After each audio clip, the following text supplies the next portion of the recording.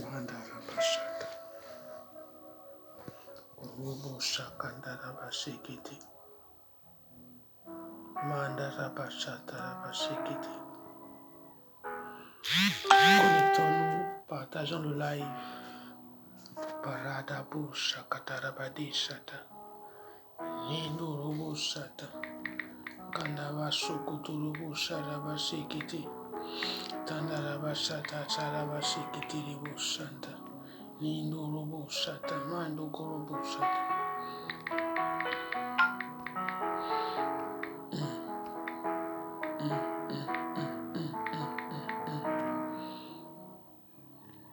Seigneur, nous te bénissons.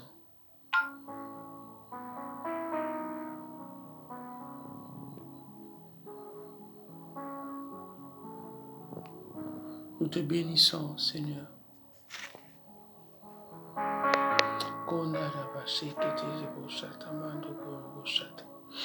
Partageons le live. Partageons le live. Partageons le live. Partageons le live afin que le Seigneur fasse du bien à quelqu'un ce matin. Alors, nous bénissons. Nous bénissons tous ceux qui sont.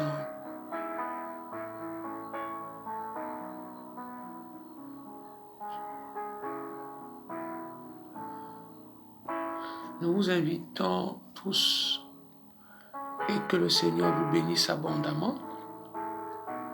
Ok? Que le Seigneur vous bénisse abondamment. Nous vous invitons à prendre part à ce direct. Donc, nous continuons nos programmes 7 jours dans sa présence. Nous sommes au 3e jour. Et ce matin, nous voulons en fait aller en profondeur. Nous voulons en fait pousser, aller plus loin, aller encore plus loin dans la révélation de sa parole. Et nous voulons après prier pour la délivrance des captifs. Donc nous sommes bénis depuis vendredi. Nous sommes depuis samedi, dimanche. Nous sommes aujourd'hui dimanche matin, ça fait 3 jours. Et nous voulons avancer dans la thématique qui a été retenue. Les ténèbres ne régneront pas toujours. Les ténèbres ne régneront pas toujours. Il y a un temps pour tout sur la terre. Les ténèbres de ta vie ne régneront pas toujours.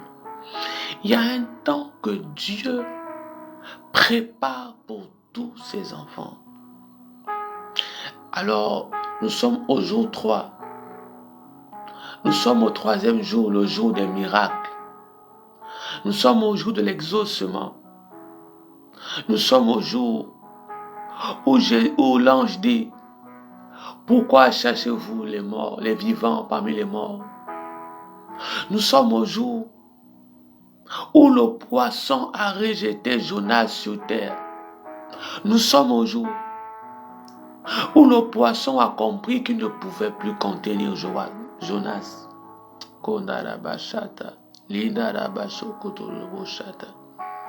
Nous sommes arrivés au jour. Nous sommes arrivés au moment là où la mort s'est rendue compte qu'elle ne peut plus retenir Jésus.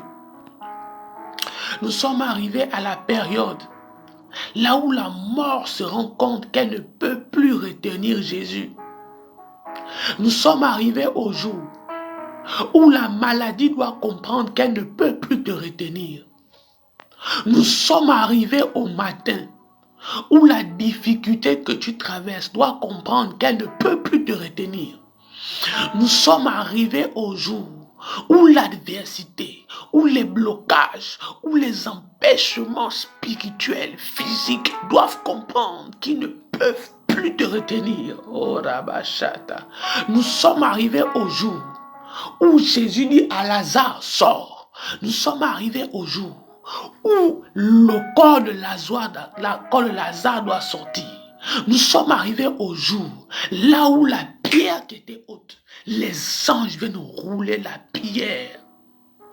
Nous sommes arrivés à ce jour. Nous sommes arrivés au jour de miracles. Nous sommes arrivés au jour des possibilités. Nous sommes arrivés au jour où c'est la situation maintenant que tu traverses qui comprend que là, elle ne peut plus tenir devant toi. La difficulté que tu traverses, les blocages auxquels tu traverses, ce sont eux maintenant qui comprennent qu'ils ne peuvent plus livrer guerre avec toi. Kondarabashata. Mingorobo shadarabashekete. Marababo shata. Marababo shata. Le Dieu des esprits des prophètes. Konorobo shata dabadegabo shata. Nous sommes arrivés à notre deuxième jour.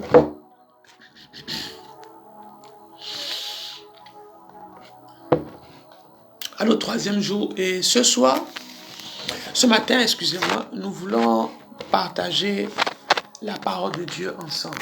Ok? Nous voulons partager la parole de Dieu ensemble. Et nous voulons, n'est-ce pas, comprendre. Nous voulons, n'est-ce pas, comprendre. Je ne sais pas où j'ai mis le stabilisateur. Donc, nous voulons aujourd'hui ensemble continuer notre ligne de prière. Et nous voulons, n'est-ce pas, comprendre la manifestation des entités spirituelles dans nos familles, dans nos maisons, parmi nos frères, parmi nous. Nous voulons comprendre aujourd'hui à quel niveau de malédiction ou à quel niveau de blocage qui peut se manifester dans la vie d'un croyant. Déjà, je rappelle que lundi, nous avons abordé la thématique dans Genèse. Nous avons expliqué la différence dans la création. Et on expliquait que dans la création, il y avait la création. Et où il y avait la création, Dieu a ajouté Éden dans la création. On expliquait qu'en réalité, Adam restait dans Éden sur terre. Bien que Dieu ait créé la terre, mais il n'a pas placé Adam sur la terre qu'il a créée. Il a créé une terre et il a placé Adam sur cette terre. Et on a dit que la terre était la séparation des eaux d'entre les eaux. Genèse 1,4. Or, les eaux d'entre les eaux, c'est les eaux du ciel et les eaux de la terre qui se sont séparées, qui ont sorti la terre. Or, les eaux d'entre les eaux, on appelait ça les abîmes. Et les abîmes, c'est l'endroit où les démons, où le tiers des anges, la Bible déclare qu'il y eut guerre dans le ciel. Satan et ses anges combattit contre le dragon ancien. Satan et ses anges combattent contre l'enfant de Dieu, contre l'archange Michel. Et lorsqu'il y a eu guerre dans le ciel, il fut précipité sur terre et sur les eaux et dans les eaux. Ok, donc on voit les dimensions auxquelles ils ont été précipités. Donc 1 sur terre, 2 dans le ciel, 3 dans les eaux. Donc en fait, voici pourquoi on dit au commencement, Dieu créa la terre. Virgule. Ok? La terre était informe et vide. Donc la terre n'avait pas de forme et puis elle était vide. Mais si il y a déjà la terre, en fait ça ne se dit pas comment une terre va être vide. Quand on parle de terre était informe et vide, quand on parle de informe, on parle de déformé. Donc, elle n'avait pas de forme. Non, elle était déformée. Mais même la déformation est une forme de forme. On se comprend? Donc, en fait, c'est pour te faire comprendre qu'il y avait déjà l'existence. Il y avait déjà l'existence. Il y avait déjà là un type de personne. Il y avait déjà une race de personnes. Il y avait déjà un groupe de personnes. Et là, après cela, il y avait déjà un groupe de personnes d'où la terre a été séparée. Donc, c'est la séparation des eaux d'entre les eaux. C'est la séparation des eaux d'entre les eaux. La séparation des eaux qui ont sorti la terre qu'on appelle Ama. Alors, donc, nous avons expliqué le mystère du serpent. On a expliqué pourquoi la Bible déclare que lorsque Dieu appelle Moïse, la première chose qu'il donne à Moïse, c'est le serpent.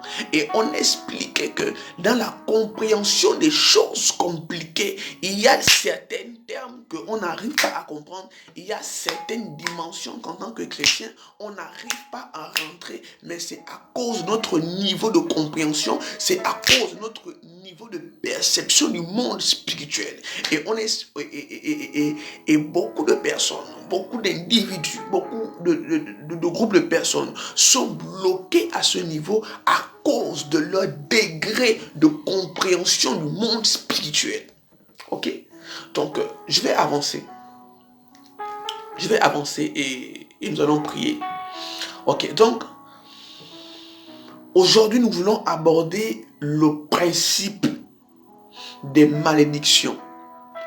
Les ténèbres ne régneront pas toujours. Nous allons comprendre les deux dimensions de captivité. Donc, quand je parle de deux dimensions, je parle des captifs légaux et des captifs illégaux. Et nous avons dit hier que les captifs légaux, ce sont des personnes qui, par leurs fautes, qui, par leurs iniquités, qui, par leurs erreurs, qui,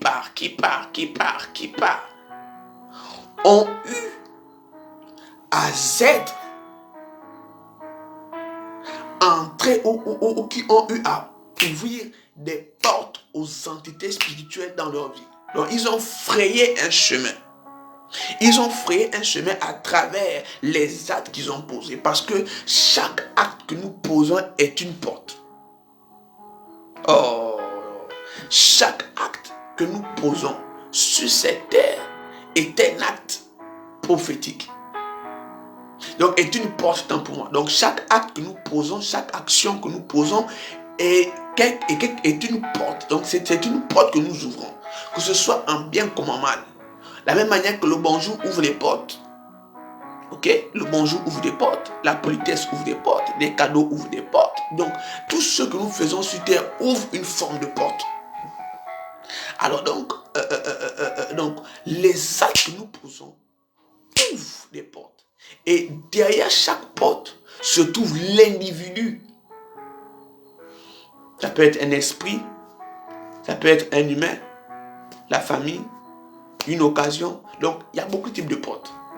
C'est pourquoi Jésus dit, mes paroles sont esprit et vie. Elles sont esprit, mais elles donnent aussi la vie.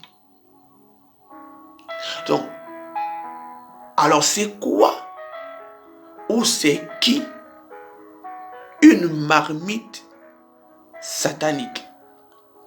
Quelle est cette expression aujourd'hui qui prend de l'ampleur dans le monde du christianisme?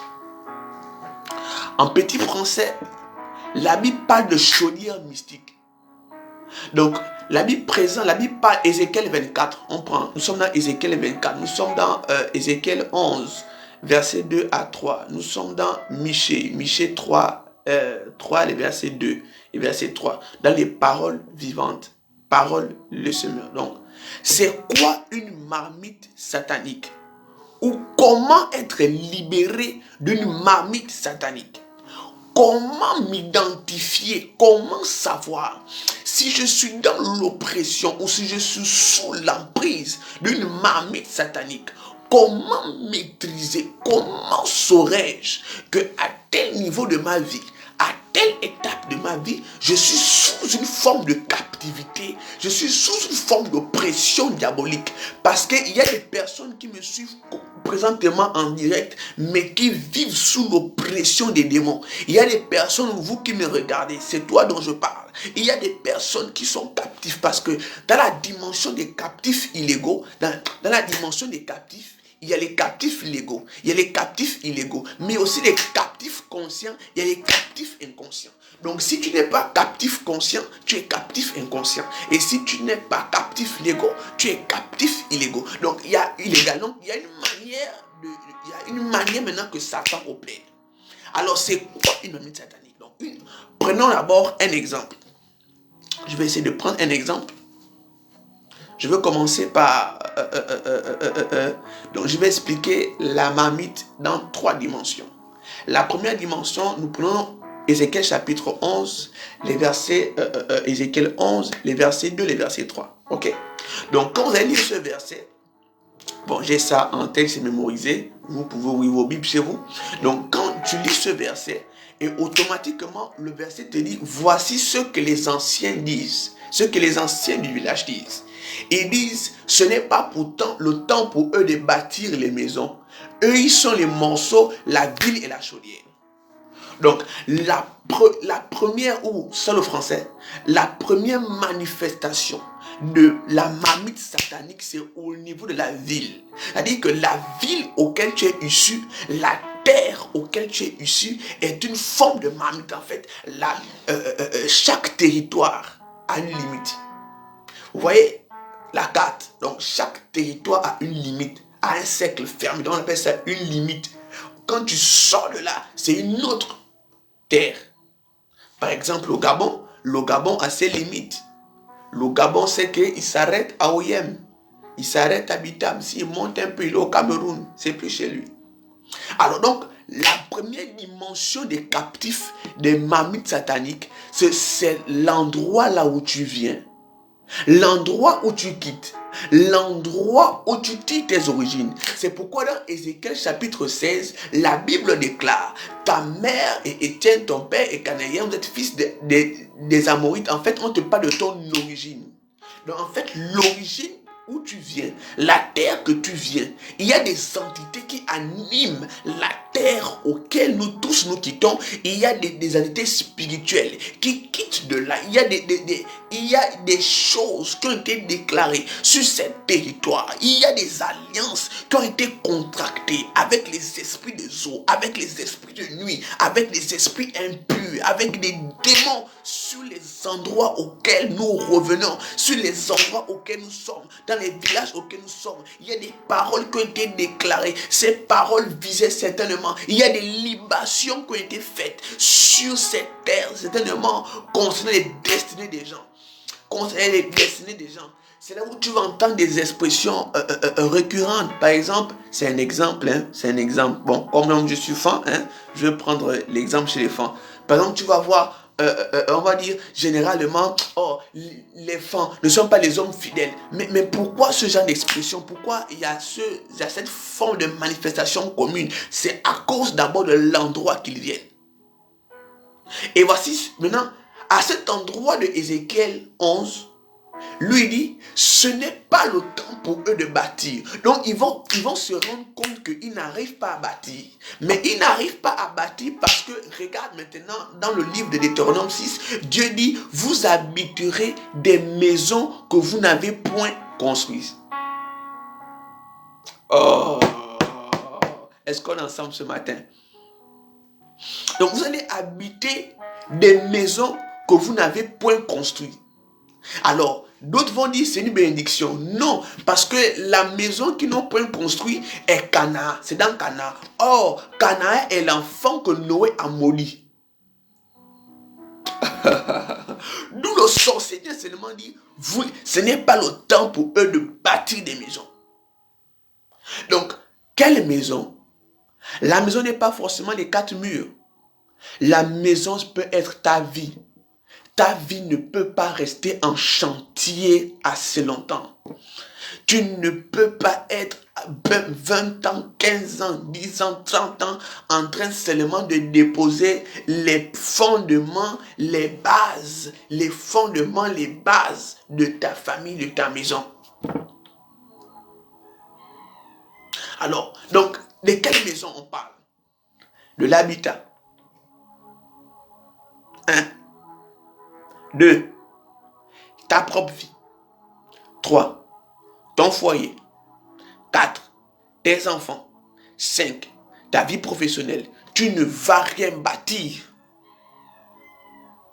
Donc en fait, à la base de ces villes, il y a des malédictions qui sont déclarées dans ces villes auxquelles nous sommes issus.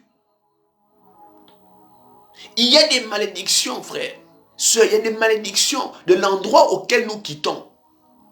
Ceux qui sont captifs, des endroits auxquels ils quittent, mon frère, leur délivrance est différente des délivrances des autres. Voici pourquoi au fou des Gadara, Jésus a dit, quel est ton nom? Jésus a négocié avec le démon parce qu'il y a des dimensions avec des démons où ce n'est pas une affaire de sort pour la personne tombe. Le problème c'est que la personne est liée aux origines.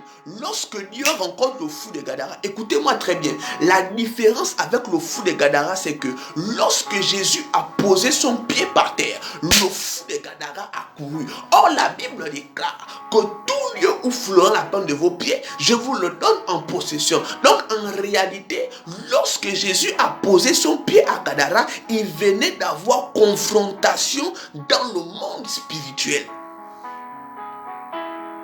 Oh, est-ce qu'on est ensemble ce matin? Donc lorsque, si tu es avec moi, dis Amen, Amen, Amen, Amen, Amen, Amen, Amen. Amen, amen, si tu es là. Seigneur, je maudis tout féticheur. Ok, donc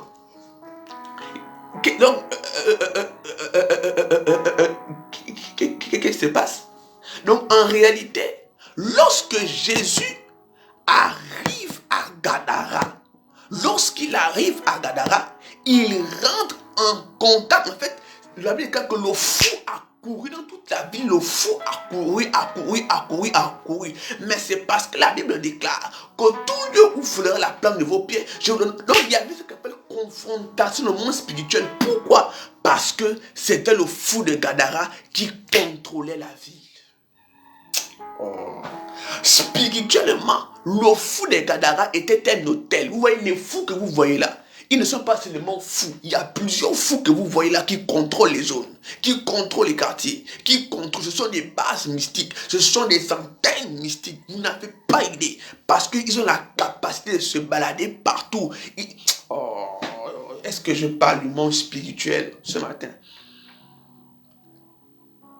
Frères, sœurs,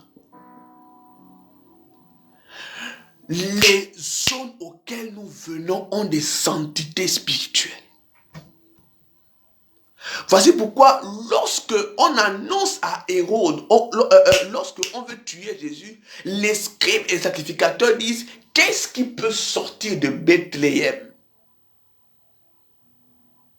Parce qu'en réalité, ils n'avaient pas tort. Il y a des paroles qui ont été déclarées dans la ville auquel tu sors, sur la terre auquel tu sors. Je ne demande pas maintenant de prendre ton cahier et de partir demander à chaque villageois qu'est-ce qui s'est passé. Maintenant, c'est rentrer dans la dimension d'Ézéchiel chapitre 8, verset 7, où la Bible déclare que Dieu transporte Ézéchiel dans une vision. Amen, Ézéchiel. Amen, Ézéchiel. Amen, Ézéchiel, il transporte Ézéchiel et il emmène Ézéchiel, il dit, viens au cœur de la ville. Et il déclare qu'il y avait un mur. Et Dieu dit à Ézéchiel, perce le mur et regarde dans le mur. Et lorsqu'il regarde dans le mur, la Bible déclare que voici ce que les anciens font. Et il a vu comment ils adorent les statues. Il a vu un mur rempli de dessins, Vous savez, ces temples remplis de dessins. Il a vu des femmes pleurer. Il a vu des femmes pleurer les cadavres. Il a vu des morts. Donc en fait, vous allez arriver à une dimension où vous faites les rêves même du vampire. On ne t'emmène pas des vampireux. Je vais vous raconter un petit rêve, suivez-moi très bien.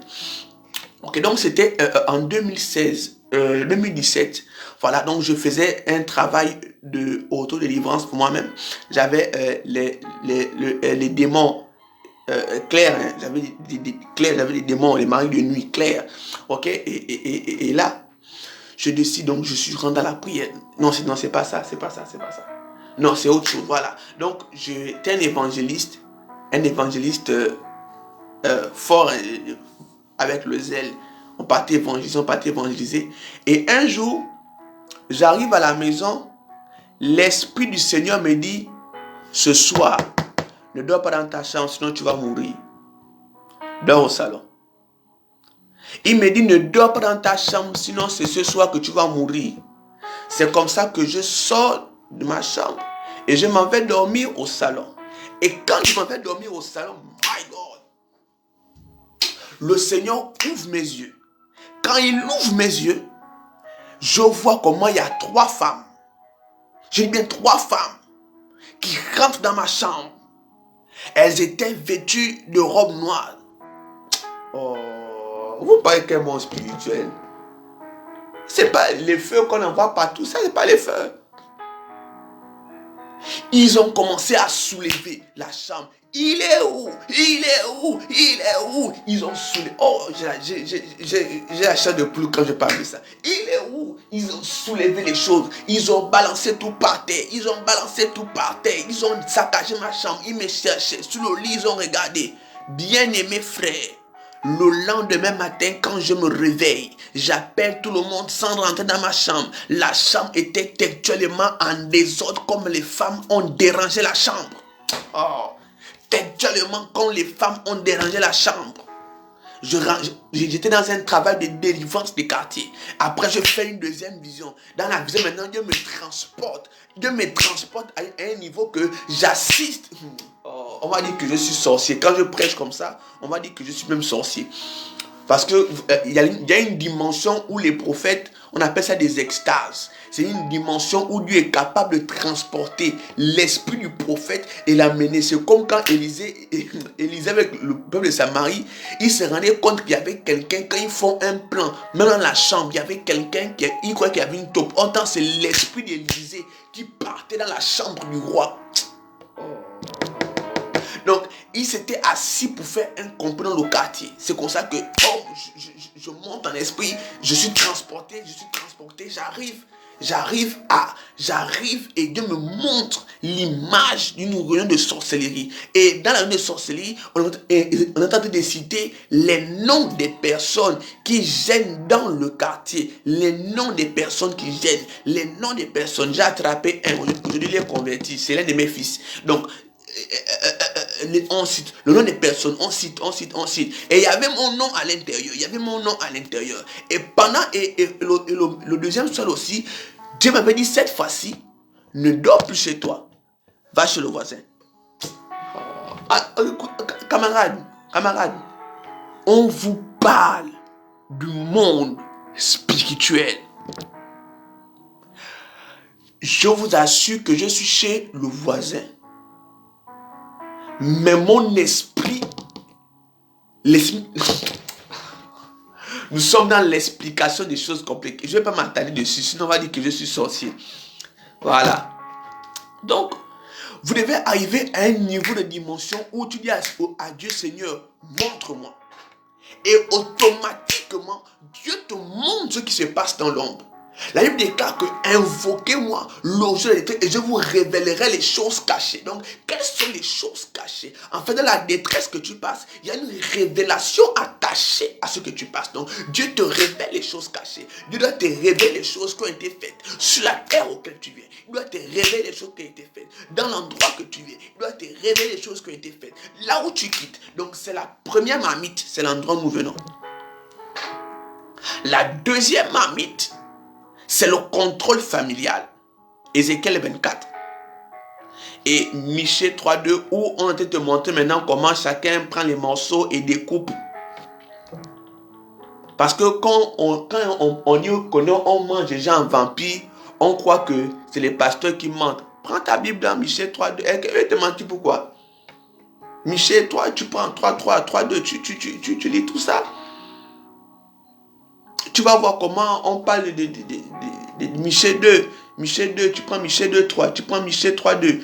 Faut lire.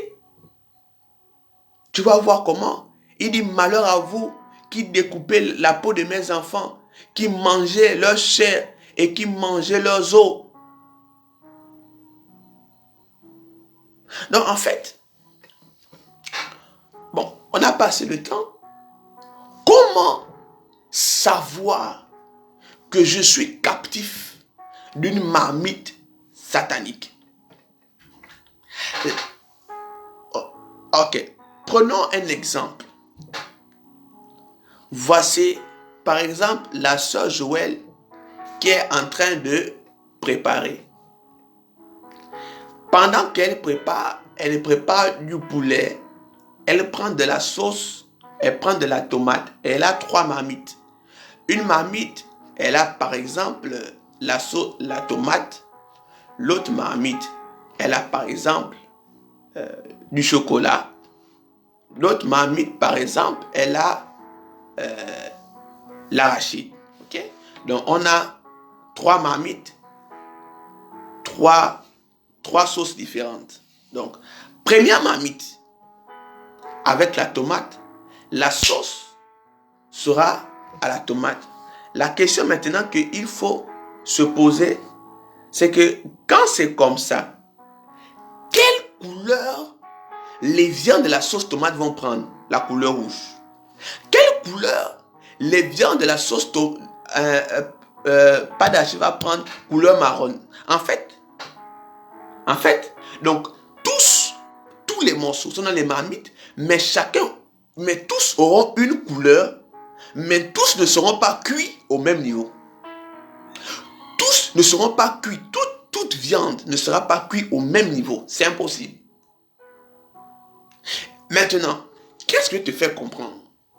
La meilleure manière de savoir si tu es dans une forme de captivité, d'une mamie satanique, c'est de te référer à tes frères et à tes soeurs. Tu prends un bic, tu prends une feuille, tu t'assois et tu commences à constater qu'est-ce qui ne va pas dans la vie de ma soeur, qu'est-ce qui ne va pas dans la vie de mon frère et qui est similaire aussi à ma vie.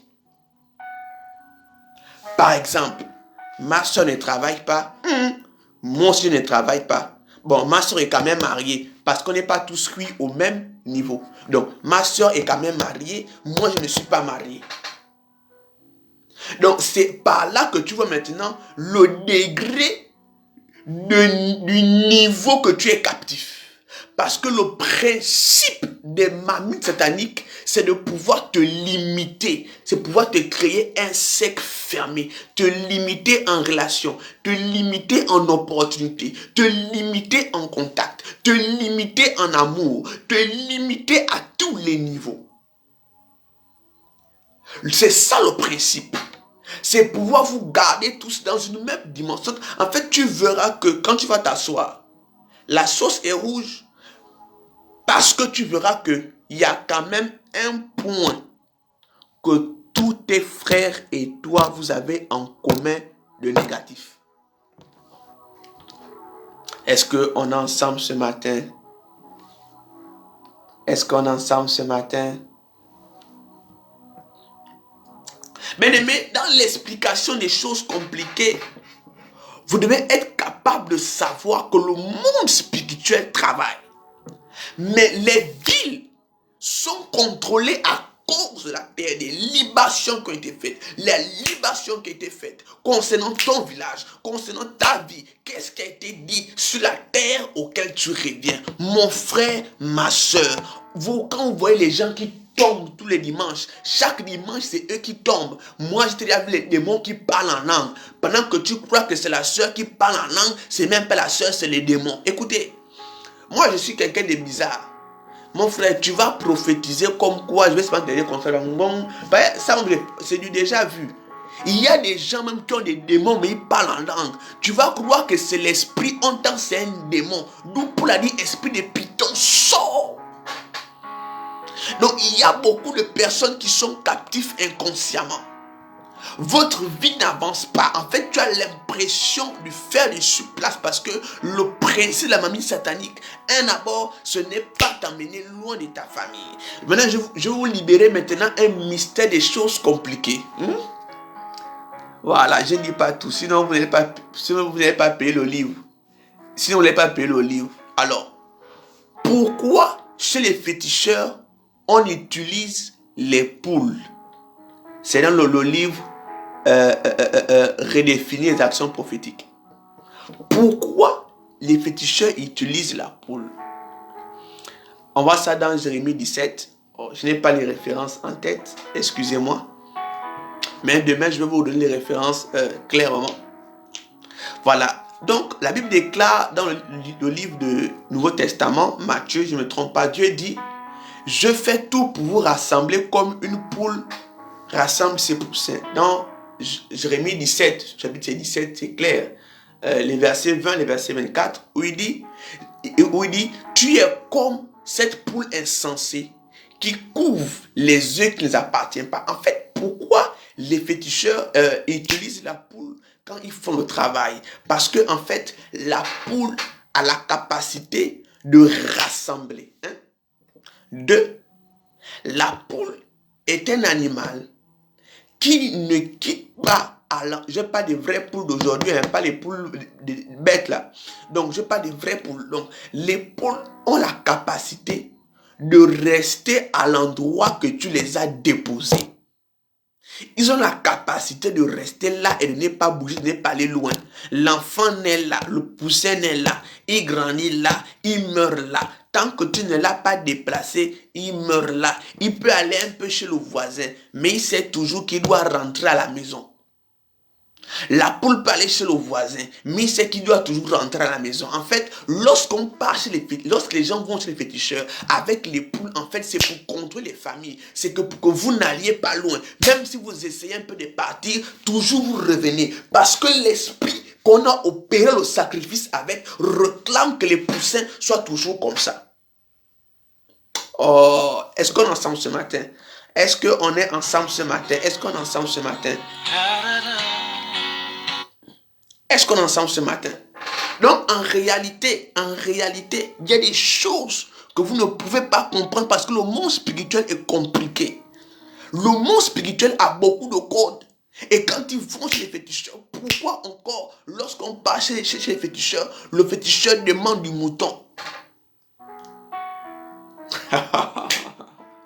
Nous sommes dans l'explication des choses compliquées.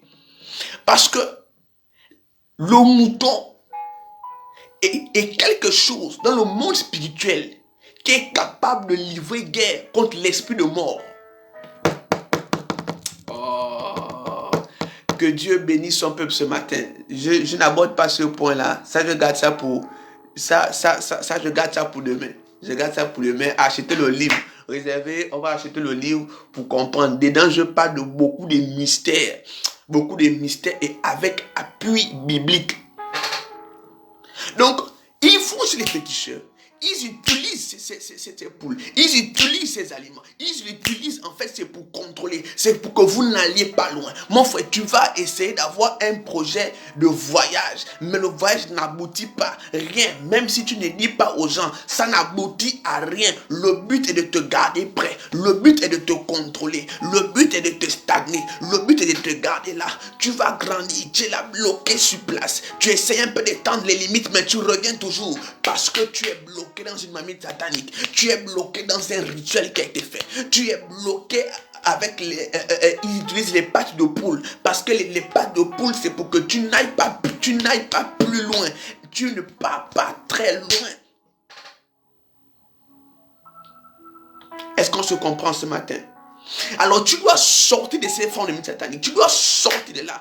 Parce que tant que tu ne sors pas de là, tu seras embrigadé. Et chacun viendra bouffer sa part. Il y aura maintenant ce qu'on appelle la manifestation d'un esprit de stabilité. C'est-à-dire que, parce que actuellement que je parle, je suis en train de voir une jeune fille. Avant que tu ne sois là où tu loues, tu restais d'abord chez une copine. Si tu es en ligne avec moi, dit prophète, je suis là. Donc avant que tu ne restes là où tu es actuellement, où tu loues, tu restes d'abord avec une copine. Je ne dis pas ton nom, toi-même avance. Donc il y a des choses. Il y a des choses que vous devez savoir. Vous devez sortir de ces marmites. Mon frère, tu as un projet. Tu as un projet. Mais ce projet n'aboutit à rien. Tu dois sortir de là. Ok, pendant que nous sommes en direct, je suis en train de voir quelqu'un, je suis en train de voir quelqu'un dans un chantier avec un caterpillar. Si la personne est en ligne ou il s'est déconnecté, il n'a qu'à signaler. Donc, il y a des choses que vous devez maîtriser le monde spirituel. Vous devez sortir de ces formes de captivité. Vous pourriez avoir des projets, mais les projets n'aboutissent à rien. Vous allez vous habiller le matin, vous partez au travail. On va le matin vous habiller, vous partez au travail. Et quand on arrive au travail, peut-être même tu es coursier, tu es coursière.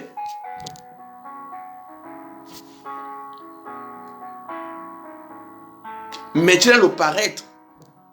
L'esprit de pauvreté va rentrer. Parce que tu n'arrives pas à étendre tes limites.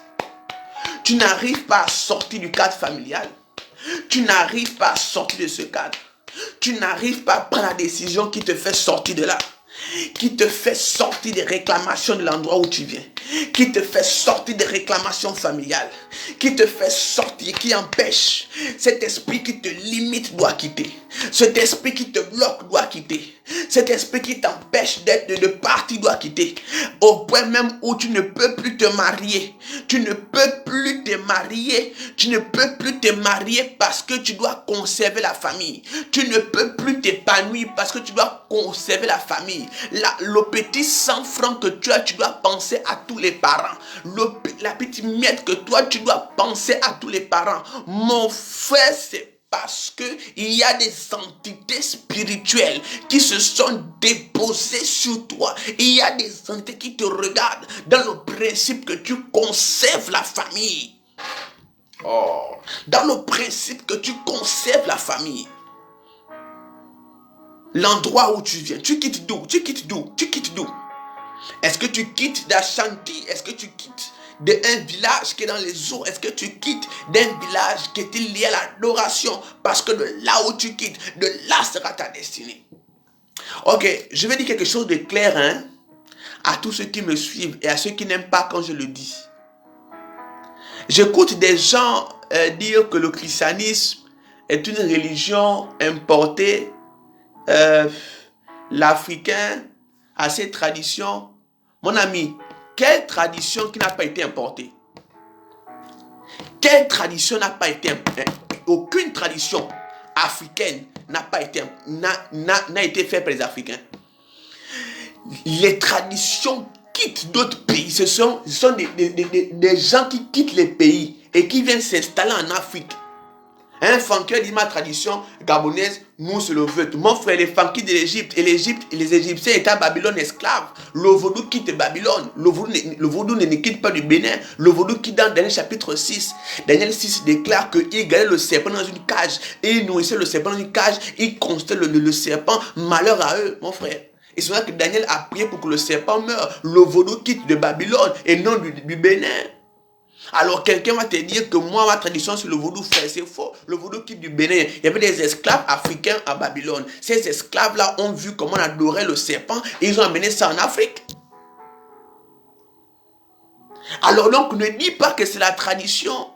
Ne dis pas que c'est comme ça, ne crois pas ça. Tu dois sortir de là. Tu dois sortir de là. Tu dois quitter de là. Tu dois être libéré de là. Oh! Est-ce que je parle à quelqu'un ce matin? Est-ce que je te bénis ce matin? Maraba Sokoto. Tu dois sortir de là, frère.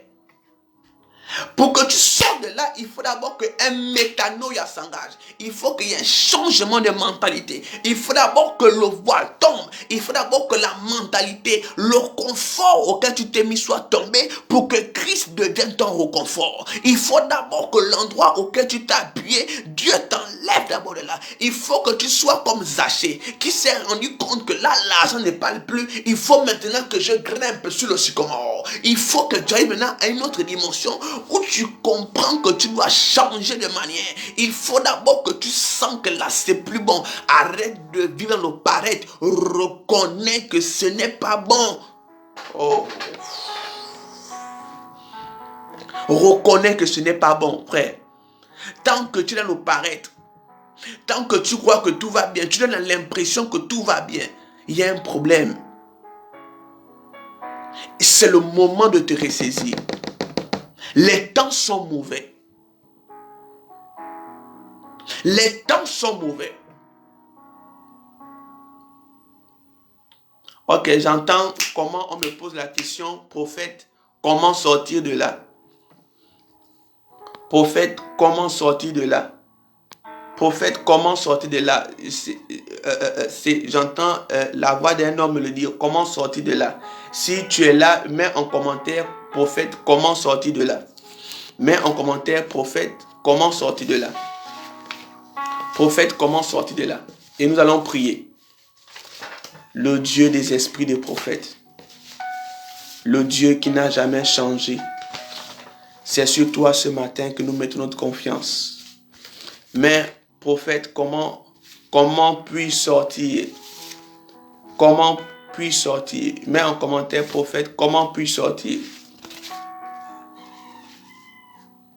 Tu mets comment puis-je sortir? Ou comment peut-on sortir? Alors, vous devez apprendre un principe dans la délivrance. Et je vais terminer par là, puis on va prier. Vous devez apprendre un principe dans la délivrance. C'est qu'on peut tous être aveugles, mais ne pas être tous guéris de la même manière. Un aveugle, Jésus l'a pris, l'a mené sur le côté. L'autre aveugle, Jésus a dit, recouvre la vue, que veux-tu? L'autre aveugle, Jésus a pris de la boue, la salive, il a fait tchè, il a mis. L'autre aveugle, il a mis la terre, il a dit, va te laver au puits de Siloé. C'est le même Jésus, mais qui a guéri 4 aveugles de différentes manières. Donc ta délivrance n'est pas forcément comme les autres. Frère, on n'est pas tous pareils. Il y a des gens que la grâce aime, mais il y a des gens qui sont comme depuis le temps de Jean-Baptiste, parce que le royaume des cieux est forcé par les violents. Il y a des gens que la grâce rencontre. Eux, il faut seulement que Jésus dit au paralytique, lève-toi. C'est Christ qui part à la piscine de Bethesda. Il y a des malades comme Bartimée, où la Bible déclare que Jésus dit, que veux-tu que je fasse pour toi? Maintenant, il y a des malades. Il y a un aveugle que Jésus dit, va te laver au puits de Siloé. Mais c'est un miracle que n'importe qui n'a jamais compris. Tu sais que je suis aveugle, mais il dit à l'aveugle de partir se laver au puits de Siloé. Parce qu'en fait, on n'a pas, nos délivrants ne sont pas pareils. Il dit, va te laver au puits de Siloé. Va te laver au puits de Siloé. Mais le problème, c'est que celui que tu envoies se laver au puits de Siloé a un problème, il est aveugle. Celui que tu envoies, que tu déplaces, de partir chercher son miracle à Siloé, il y a un problème, il est aveugle. Alors le temps de Dieu, le temps que Dieu a fixé pour l'autre, n'est pas forcément le temps qu'il a fixé pour toi. La manière que Dieu va agir avec toi n'est pas forcément la manière que Dieu va agir avec l'autre. La manière que Dieu te visite n'est pas forcément la manière que Dieu va visiter les autres. Mon frère, j'aimerais te dire que si le temps de ta visite tarde, attends encore, parce que tu es différent des autres. Pour ceux qui sont importants, Dieu prend plus de temps. Pour ceux qui ont un grand fardeau, pour ceux qui demandent grand, Dieu prend plus de temps. Oh! Pour sortir de cette forme de captivité. La première des choses, tu dois accepter Jésus. La première des choses. Vous savez, quand je dis tu dois accepter Jésus, on va me dire, prophète, j'ai accepté Jésus. Et, écoutez, il y a 3 dimensions dans l'acceptation, dans la repentance. Il y a 3 dimensions. La première dimension, c'est la Bible déclare qu'ils furent touchés. Acte 2, 17. Donc, ils furent touchés. Donc, le premier niveau des chrétiens qu'on a aujourd'hui, c'est les chrétiens de l'émotion. Un bon message passe. Ils sont maintenant là. Seigneur, Nzambe na boboy. Ils sont là, ils pleurent. Dans les larmes, ils sont là, ils pleurent, ils s'enroulent. Eux, c'est le sentiment. Ils ont envie de changer sur place. Quand ils rentrent chez eux, retour à zéro. Après, ils vont te dire, le juste tombe, il se relève. Frère, toi, ta chute, c'est pas le juste. Toi, ta chute, c'est que tu es encore immature. Ok? Donc, il y a ceux-là. Il y a ceux-là maintenant qui furent touchés. Maintenant, c'est qui changeaient de vie. Parce qu'il y a ceux qui sont touchés, mais qui ne changent pas de vie. Ils sont touchés par la parole de Dieu. Ils sont touchés Leur âme est touchée. Leur esprit est touché. Chaque fois que la parole est annoncée, mais ils ne changent pas de vie. Ils sont là en contact des prophètes, en contact des pasteurs. Ils boivent toujours, ils fument toujours, ils mentent toujours. Ils sont pareils. Puis, faites-vous baptiser. Le baptême est la clôture du processus. Le baptême est aussi une forme de délivrance corporelle. Parce que dans la captivité, il y a 3 dimensions. Il y a l'âme et il y a le corps. Parce que votre esprit peut être captif d'un démon. Il y a l'âme et il y a le corps. Votre esprit appartient à Dieu. C'est la présence de Dieu en vous. Il y a l'âme et il y a le corps. Est-ce qu'on est ensemble ce matin? Donc, vous devez remettre vos vies à Jésus. Vous devez aussi changer de vie. Parce que chaque acte que vous posez est un portail, est une porte au monde spirituel. Vous devez aussi changer de vie. La Bible déclare que celui qu'on fait la délivrance, il s'en va encore pécher. Son cas devient plus grave parce que les démons qui vont revenir sont plus terribles. Parce que pourquoi vous voyez, les gens vont à l'église, mais c'est eux qui cassent les chaises, c'est eux qui cachent les chaises, c'est eux qui mettent les balayages à la sécurité, c'est eux qui cassent les instruments. Mais tout le temps, c'est eux. C'est parce que quand on finit de faire une prière comme ça, au lieu que la personne reste tranquille, la personne, quand la gorge commence à piquer sous le soleil, la personne repart dans les choses qu'elle avait abandonnées. Et les démons qui reviennent sont plus tenaces, sont plus terribles. Et on revient à zéro. Nous, il dit, c'est pas seulement être touché, mais c'est aussi changer de vie. Après changer de vie, se baptiser. Le baptême, c'est laver son corps. Le baptême, c'est libérer son corps du monde physique. Le baptême, c'est dire, mon corps appartient à Jésus. Je suis mort. Mort à la maladie, mort au péché, mort à tel, mort aux dettes, mort à l'esclavage, mort au monde satanique. Je suis mort et lorsque je ressuscite avec Christ, je ressuscite avec Christ. Je sors des mêmes sataniques. Lorsque je sors de l'eau, je sors des dogmes mystiques, je sors des blocages, je sors des captivités, je sors des chaînes, je sors des maladies, je sors de la pauvreté, je sors de l'esclavage, je sors. C'est ça le baptême. C'est la délivrance de ton corps, frère. Tout le monde n'a pas le même temps. Ton temps arrive. Ton temps arrive. Je viens de déclarer. Bientôt mon temps est terminé, mais il reste 3 minutes. Je viens de déclarer. Il faut que tu acceptes Jésus. Il faut que tu changes de vie. Toi qui n'es pas baptisé, fais-toi baptiser. Et à partir de là maintenant, commence à prier.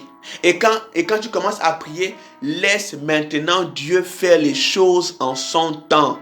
Le problème, c'est que les chrétiens d'aujourd'hui, c'est nous qui remettons les dates à Dieu. Tu vas voir un chrétien qui va prier, qui va dire à Dieu, il est chrétien qui va même menacer Dieu. Il va dire à Dieu, si au plus tard décembre, je n'ai pas ce que je t'ai demandé, mon ami, Dieu est ton camarade, vous fumez ensemble. Il y a ceux comme ça, ils menacent Dieu. Si avant tel jour, si avant telle date, si avant tel matin, je n'ai pas eu ça, je n'ai pas eu ça. Toi et moi, ça va capsailler. Tu es qui? Ils sont pleins dans l'église qui menacent Dieu comme ça. Les disciples ont posé la question à Jésus. Est-ce que c'est en ce moment-là que tu restaures Jérusalem? Actes chapitre 1, 6, 7. Jésus a répondu aux disciples. Ce n'est pas aux hommes de savoir les temps que Dieu a fixés. Dieu lui-même, il connaît le temps qu'il a fixé. C'est pourquoi il a dit à Habakkuk, mon frère, tu es en train de veiller sur la tour, la cadeau. La prophétie s'accomplira certainement. La prophétie ne mentira pas. Elle s'accomplira. Elle s'accomplira. Elle s'accomplira. Ne force pas la main de Dieu. Laisse Dieu te donner en son temps. Ne laisse pas Dieu te bénir quand ce n'est pas le moment de te bénir. Cette bénédiction passera à côté. Elle passera en vain. J'ai pour habitude de dire à mes enfants que par exemple, l'un des marchés les plus terribles du Gabon, c'est la gare routière. Par exemple, j'ai dit à mes enfants que supposons que je viens, vous me demandez de l'argent, vous me demandez par exemple 1 million. Et je te dis, viens, on se croise au milieu de la gare routière. Et je te donne les 1 million à la gare routière. Entre nous, est-ce que j'ai rendu service à cet enfant? Avant même qu'elle ne sorte de la gare routière, on t'aura déjà tout volé. Avant que tu ne sortes, on t'aura déjà même tout pris. Tu ne sortiras avec rien. Pourquoi? Le problème, c'est pas que je ne t'ai pas béni. Le problème, c'est que je te remets la bénédiction, 1, dans un mauvais endroit, 2, à un mauvais moment, 3, à une mauvaise heure. Donc les dispositions ne sont pas prêtes à recevoir la bénédiction. Parce que si tu reçois la bénédiction pas au temps favorable, la bénédiction ne te servira de rien. Tu auras l'impression que Dieu ne t'a même pas béni. Tu auras l'impression qu'il n'y aura rien parce que tu n'es pas dans le temps de Dieu. Tu n'es pas dans le kairos de Dieu. Tu n'es pas dans le kairos de Dieu. Tu n'es pas dans le temps favorable. Tu n'es pas la saison favorable. Tu n'es pas au moment indiqué. C'est comme la saison. Un jour, Dieu m'a dit, on va prier. Un jour, je priais. Je suis là. Je suis en train de prier. Je suis là, je transpire des oreilles, je transpire des yeux, je transpire. C'est pour vous dire que la prière était intense. Je disais à Dieu, Seigneur, visite-moi. Dieu m'a parlé dans Jean chapitre 7. Et je ne comprenais toujours pas Jean chapitre 7, où les frères, ils disent à Jésus, tous ceux qui veulent être célèbres vont faire les miracles en ville. Jésus a répondu, ce n'est pas encore mon temps. Mais votre temps est arrivé. Après, la Bible déclare que Jésus est quand même parti au milieu de la fête, en mi-semaine. Mais il avait dit qu'il n'allait pas se rendre à la fête. Mais comment il est encore parti au milieu de la fête? Est-ce que Jésus ment? Il voulait nous enseigner quelque chose. Et là, Dieu me dit, regarde, nous sommes en quelle saison au Gabon? J'ai dit, nous sommes en saison des mangues. Dieu me dit, si quand la saison commence, il y a des petits fruits comme ça, là, ça commence, la semence sort. Dieu dit, toute la semence que tu vois là, tout le monde ne va pas arriver à la fin de la saison. Il y a ceux que le vent va bousculer, qui vont tomber. Il y a ceux que les hommes vont bousculer, qui vont tomber. Ça, c'est au début de la saison. Donc, il y a des gens qui s'exposent à ce niveau. Et ils meurent vite. Vous voyez les pasteurs qui tombent tôt. Des gens qui commencent, leur bénédiction c'est un peu, allez, tout, broum, qu'est-ce qui s'est passé? On ne comprend pas. Oh, mais la soeur, ça est déjà un peu mieux. Tout d'un coup, broum, elle repart par terre. Après, il dit, après la mangue commence à se former. Je rentre dans le bon temps. Donc, les petites mangues vertes là, qui ont encore les noyaux blancs là. Si tu manges ça, c'est la dysenterie, frère. Ça, c'est obligatoire. C'est la maladie. Et si tu viens aussi en retard, les mangues sont pourries à l'intérieur. Donc la bonne saison, c'est de venir en mi-saison. Ni au début, ni tard. Ni très tôt, ni très tard. On vient en mi-saison. Donc il y a un temps que Dieu a programmé pour te visiter. Il y a un temps que Dieu a mis sur ton chemin pour te bénir. Alors je prie pour toi ce matin. Je prie pour toi qui m'écoutes. Je prie pour toi qui me suis. Je relâche maintenant sur toi la faveur divine. Sur vos projets. Toi qui cherches le travail. Prends ton dossier. Prends ton dossier. Toi qui cherches le travail. À l'instant que je parle. Quand tu as pris ton dossier. Tu dis prophète, j'ai mon dossier sur les mains. Si ton dossier n'est pas là. Tu prends seulement une chemise rose. Je te vois une chemise rose. Il y a un monsieur qui me suit actuellement dans son salon. Son salon a comme des petits fauteuils. Les trucs en bois là, tu vois les trucs des chaises en bas, les fauteuils, comme les barrettes, les petites barrettes là, qu'on plie, qui sont comme la natte comme ça là. Voilà, c'est ce type de, je ne sais pas comment on appelle ça. Tu me suis en direct. Je vais prier pour toi qui es malade. Je vais prier pour toi maintenant. Là où tu es, toi qui peux te lever, tu peux te lever. Si tu es assis, lève-toi. Toi le monsieur qui est en tricot, lève-toi maintenant. Tu peux te lever, Prends ton dossier, tu peux te lever. Je vais commencer à prier. Mando rodo shata, lendere kotosuko, Rabato Shata. Je viens déclarer ce matin que le temps de Dieu est dans ta vie maintenant. Je viens déclarer que tout ce qui empêchait le miracle de Dieu de te visiter, ce matin tombe. Je viens déclarer que les chaînes de captivité, je viens déclarer que les blocages, je viens déclarer que les esprits impurs qui longtemps dominaient ta vie, dominaient ta destinée, ce matin tombent au nom de Jésus. Je viens proclamer la faveur divine, je viens proclamer la grâce divine, je viens proclamer l'onction surnaturelle, je viens annoncer un rétablissement, je viens annoncer une restauration au nom de Jésus, au nom de Jésus. Ce matin, je m'adresse à toute forme de captivité, je m'adresse à toute forme de mamie satanique, je m'adresse à toute forme de contrôle lié à vos origines, lié à l'endroit que vous venez, et lié. Je viens déclarer maintenant que tout cela tombe au nom. Je viens annoncer qu'un rétablissement se passe. Toi qui es malade, mets la main sur ta tête. Toi qui es un enfant malade, mets la main sur ta tête. Je viens relâcher l'onction divine. Je viens relâcher la faveur divine. Je viens relâcher la cabode. Je viens relâcher sur vous ce matin. Je décrète, je déclare toute forme de maladie, toute forme de blocage spirituel, mystique, tombe ce matin au nom de Jésus. Je viens déclarer que la lumière de Dieu vient de luire sur ton corps, sur ton être, dans tes pensées. Je déclare, quelles que ce soit les déclarations qui ont été proclamées sur ta vie, quelles que ce soit les chaînes de captivité, quels que ce soit les blocages, quelles que ce soit les entités spirituelles qui sont sur toi, au nom de Christ.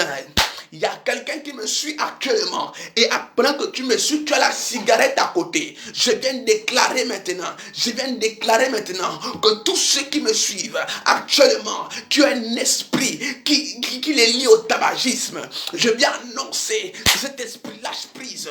Je viens annoncer maintenant à tous ceux qui ont les esprits impurs, les esprits errants, les esprits de chômage, les esprits de blocage, les esprits de folie, les esprits de maladie, les kystes, myome, fibrome, chlamydia, et que soit la maladie diabolique qui retenait vos vies captifs. Je viens annoncer maintenant la délivrance totale. Au nom de Jésus, je viens déclarer que tout ce qui empêche le rétablissement de votre homme intérieur, le rétablissement de votre tête, je viens déclarer le miracle divin. Oh, je viens commander à tous les kystes, je viens commander aux maladies impures, je viens commander la restauration divine, je viens commander.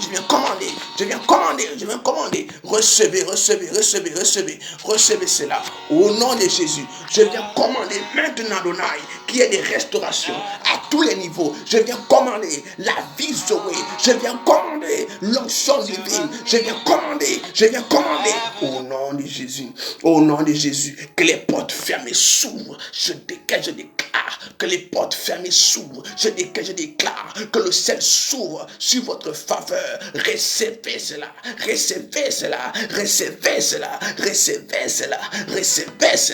Au nom de Christ Jésus. C'est fait. Amen. Ok, donc nous nous retrouvons demain matin à 5 heures pile pour continuer notre programme de prière. Tous les matins, nous sommes en prière en matinée. Donc, nous nous retrouvons demain à 5 heures pour vivre des moments de prière. Je salue maman Joël. Je salue le frère Similien. Voilà, que Dieu bénisse toi et ta femme, que Dieu vous bénisse. Ok, et je bénis toutes les personnes qui ont été en direct avec nous. Ok, tous ceux qui nous suivent au Cameroun, ceux qui nous suivent en Côte d'Ivoire, ceux qui nous suivent en RDC, ceux qui nous suivent en France, je vous bénis vous tous ce matin. Nous donnons rendez-vous demain parce que demain on va continuer l'enseignement. Donc cette semaine je suis plus enseignant, mais vendredi à la clôture de nos jours de prière, ce sera des moments spéciaux. La voyance chez vous. Vendredi, ce sera un moment spécial où la voyance va se manifester à un haut niveau. Mais je préfère d'abord commencer par l'enseignement. Ok, depuis Haïti, que le Seigneur te bénisse, toi qui me suis depuis Haïti. Que la grâce de Dieu soit sur toi. Au nom de Christ de Nazareth. Ok. Que Dieu vous bénisse, vous tous. Que Dieu bénisse ton pays. Que Dieu bénisse ton pays. Alors que le Seigneur veille sur tout le monde. Au nom de Christ Jésus. Que le Seigneur veille sur tout un chacun. Que le Seigneur veille sur vous. Partout où vous nous suivez. Partout où vous nous regardez. Partout où vous nous suivez. Que la grâce de Dieu soit sur vous. Dans tous les pays auxquels nous sommes suivis en direct ce matin. Je viens relâcher la faveur divine. Au nom de Christ de Nazareth. Que le Seigneur vous bénisse et qu'il accorde sa grâce. Donc demain à la prière 5 heures, nous continuons et les journées de jeudi, vendredi, ce sera des jours spéciaux voyance. Ok, donc frère Similien, que Dieu bénisse ta femme. Que Dieu bénisse tes enfants. Quelles que soient les complications auxquelles tu vis actuellement, que le Seigneur étende sa main et que le Seigneur t'ouvre les portes du voyage au nom de Christ de Nazareth. Alors soyez tous bénis, que le Seigneur veille sur vous, que la grâce soit sur vous, que l'onction soit sur vous, que la faveur soit sur vous, que les miracles soient sur vous, au nom de Christ Jésus. Amen. Ici, le prophète Pascal Exaucé. Shalom.